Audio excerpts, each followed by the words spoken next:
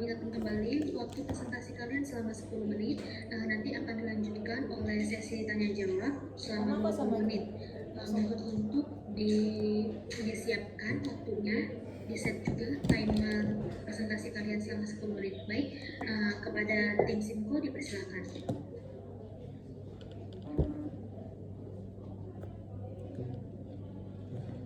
Assalamualaikum warahmatullahi wabarakatuh. Salam sejahtera. Shalom. Om Swastiastu. Namo Buddha. Salam kebajikan.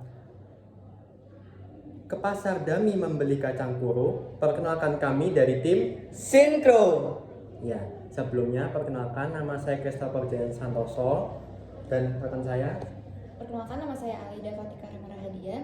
Dan saya Nicholas Martin Tayuto Dari Institut Teknologi 10 November. Di sini kami ingin mempersembahkan salah satu gagasan kami yang berjudul Syncrobank, yaitu digitalisasi bank sampah kripto berorientasi pada manajemen keuangan individu. Sebelum kami memulai presentasi pada pagi hari ini, saya ingin mempertanyakan satu hal mengenai apakah kita bisa sepakat untuk ikut terjun secara bersama dalam menyukseskan SDGs 2030 tanpa adanya jembatan dalam kepentingan yang sama.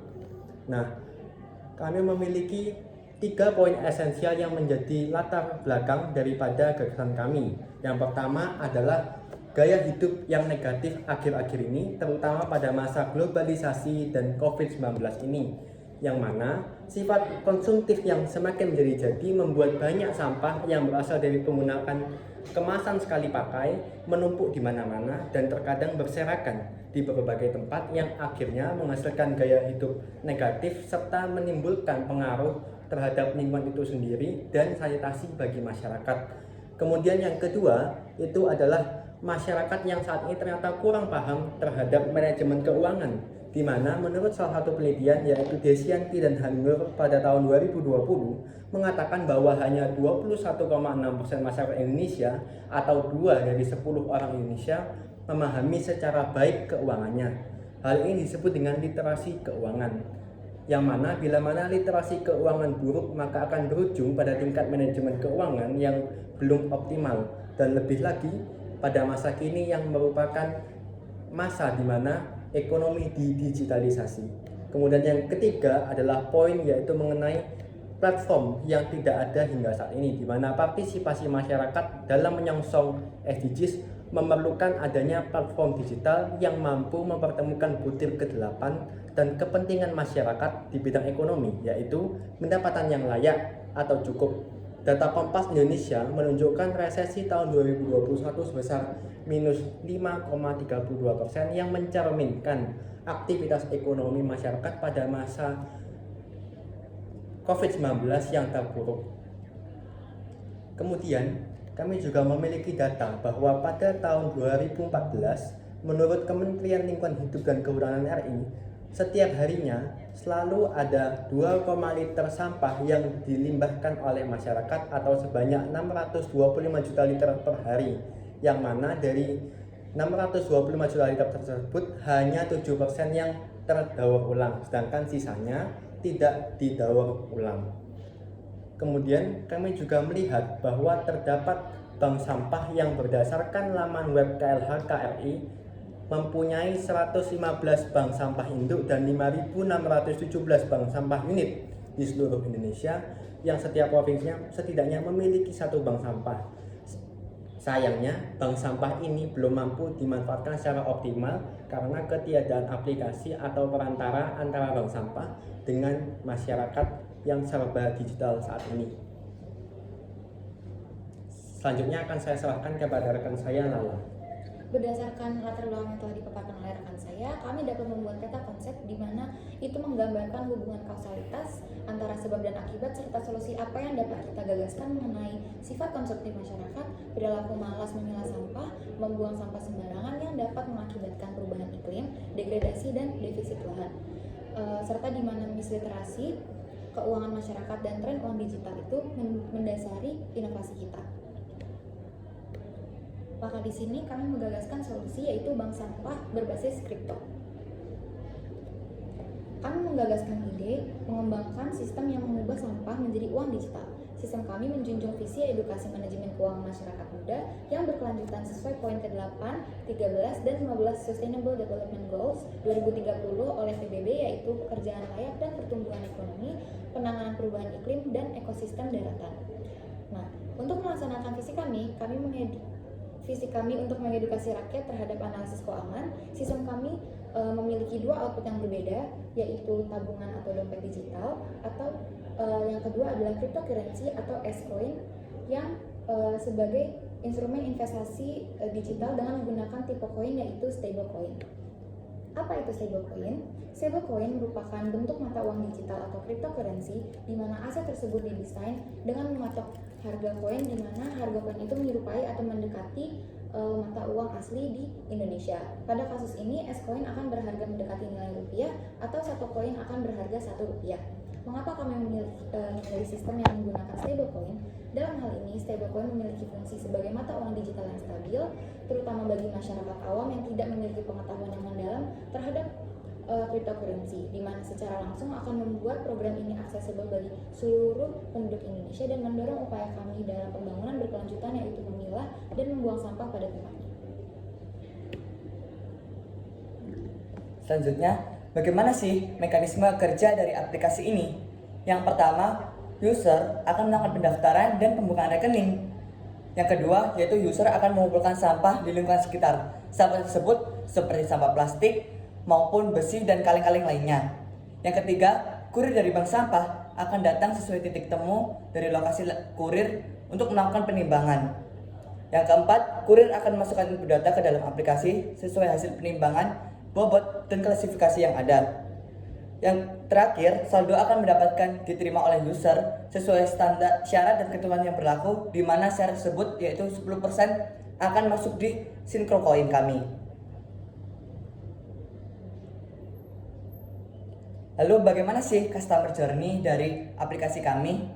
Nah, user akan melakukan instalasi aplikasi, yang kedua melakukan rekam digital, yang ketiga yaitu lolos registrasi dan memilih fitur aplikasi yang ada, dan pelanggan dapat menikmati fitur layanan Synco Bank. Kira-kira apa saja sih fitur layanan yang ada di Synco Bank? Yang pertama yaitu fitur komunitas. Fitur komunitas ini menjadi penghubung antar user untuk melakukan sharing dan bercerita mengenai kegiatannya selama menggunakan aplikasi ini. Yang kedua itu ada SyncroCoin. SyncroCoin ini dapat berkembang sesuai jumlah pengguna dan juga dari investasi kripto yang ada, sehingga kami harap para masyarakat dapat meningkatkan pendapatannya. Yang ketiga yaitu tabungan impian. Fitur tabungan impian ini bisa berbagai macam. Contohnya, ketika seseorang tersebut menginginkan laptop dengan harga 5 juta, maka tabungan impian tersebut dapat diambil ketika tabungan impian tersebut dapat tercapai, sehingga orang tersebut bisa menjadi semangat untuk melakukan tabungan dan mengumpulkan sampah untuk mencapai impian tabungannya. Yang terakhir, terdapat fitur rating sehingga para review dapat mengetahui bagaimana kinerja dari aplikasi kami, dan sebagai pendiri aplikasi ini dapat melakukan evaluasi dari aplikasi yang ada. Nah, kira-kira mengapa sih dan urgensi dari beberapa Synco Bank dan beberapa bank sampah yang tanpa menggunakan Synco Bank? Yang pertama yaitu fitur tabungan impian, di mana fitur tabungan impian ini bisa jelas dan terarah untuk tujuan apa pembeli tersebut untuk melakukan pengumpulan uang tersebut. Sedangkan bank sampah hanya mendapatkan uang tapi tidak terarah ke uang tersebut untuk apa. Yang kedua yaitu untuk memiliki sebuah instrumen investasi, sehingga kami harap dengan adanya SyncroCoin ini dapat menjadi passive income bagi para user. Yang ketiga, kami melakukan digitalisasi bank sampah dan membuka lapangan pekerjaan, karena di era 4.0 ini dan juga SDGs mengembangkan mengutamakan teknologi. Maka dari itu, kami berinovasi membuat Synco Bank. Kesimpulan dari presentasi kami yaitu dari akumulasi kebutuhan yang tinggi terhadap aplikasi berdasarkan era 4.0 ini, serta analisis keuangan yang baik, SDGs, dan digitalisasi ekonomi, maka perlu diimbangi dan ditemukan aplikasi Synco Bank ini. Synco Bank ini dapat menjadi jembatan dan solusi bagi masyarakat maupun pemerintah, aplikasi all-in-one di bidang bank sampah digital, serta mampu memberikan dampak positif baik ekonomi dan di lingkungan di Indonesia. Sekian presentasi dari kami. Langkah kecil bukan berarti nahil. Beli kain kebaya di toko Umi, kebaya merah, hadiah buat Rara. Cukup sekian presentasi kami. Semoga tim Sinkro menjadi juara. Tuhan Yesus memberkati.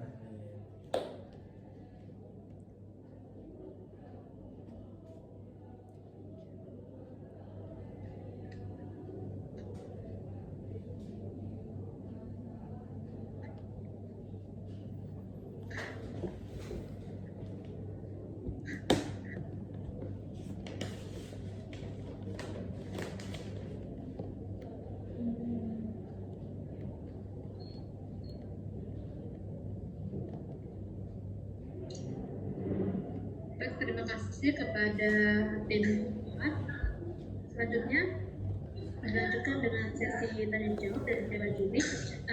Pertanyaan pertama dari Bapak Timbul, dipersilakan. Oh iya, terima kasih dari tim Sinkro Bank ya. Ya, kalian cukup berani ya bikin tema ini ya, pikir malah lebih maju dari pemerintah ya, karena selama ini itu juga belum dianggap sebagai alat tukar ya. Di dunia juga belum banyak juga satu duanya. Memang manfaat kripto ini dari sudut investasi saya setuju dengan kalian ya. Cuman ada yang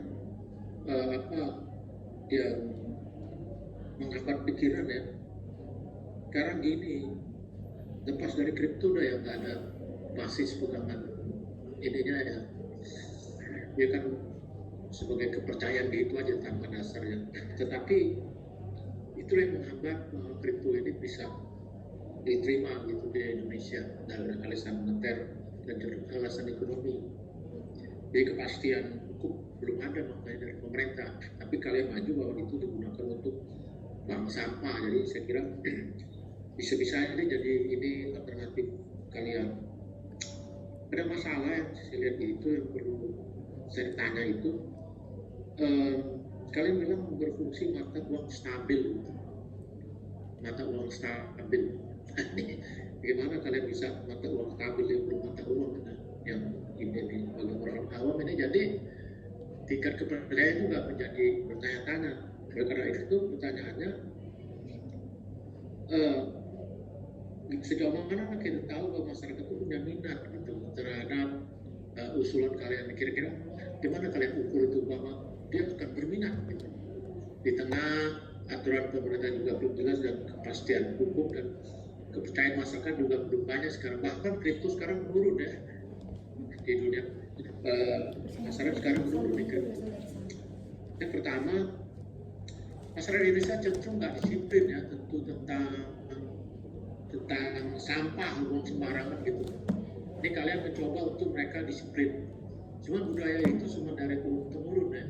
Di Jawa Timur itu termasuk ya, kalau Surabaya agak bersih lah ya, Surabaya lah. Tapi kalau kalian dari mana sih nih?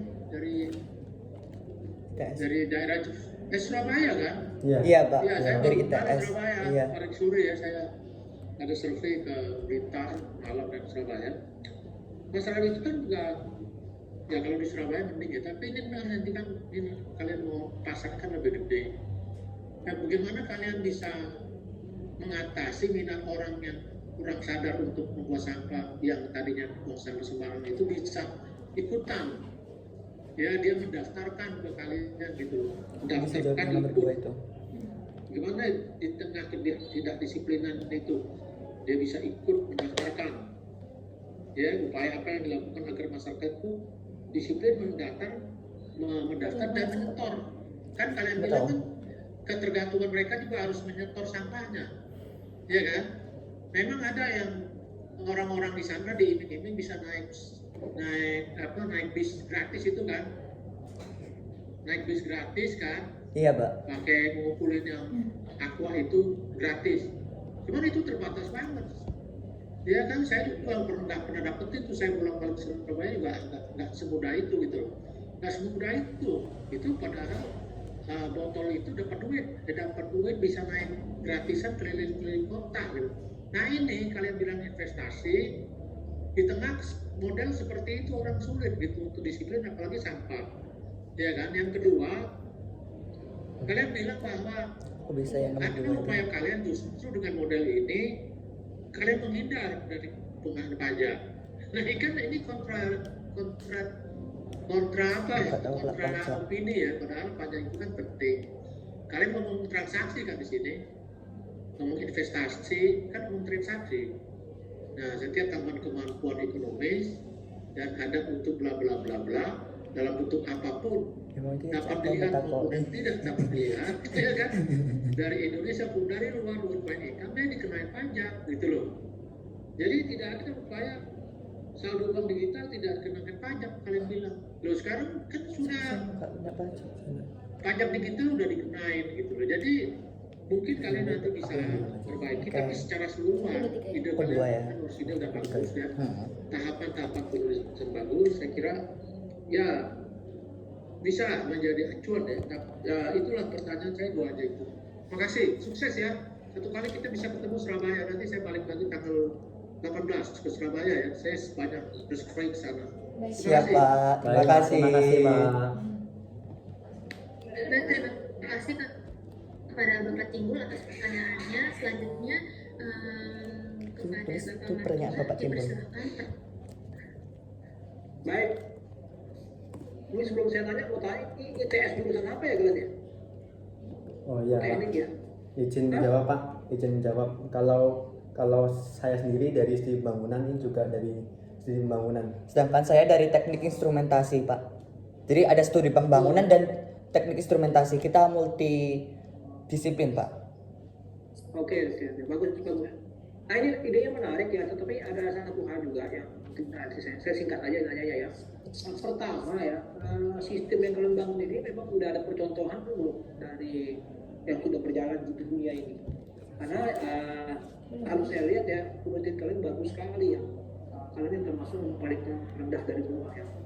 Tapi saya juga masih belum yakin ada sesuatu Semuanya yang rendah. sekali ya. Terus nanti tolong disebutkan kalau memang ada penelitian ini, tolong sebutkan siapa yang sudah melakukan ini dan di negara mana.